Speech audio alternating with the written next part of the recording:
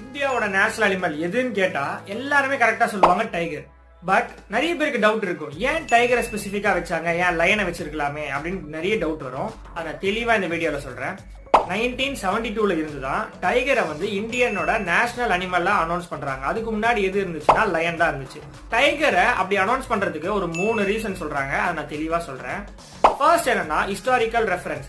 ஹிஸ்டாரிஸ்ல வந்து நிறைய இடத்துல டைகரை தான் மென்ஷன் பண்ணிருக்காங்க, நம்ம லயனை அவ்வளவா மென்ஷன் பண்ணவே இல்லை.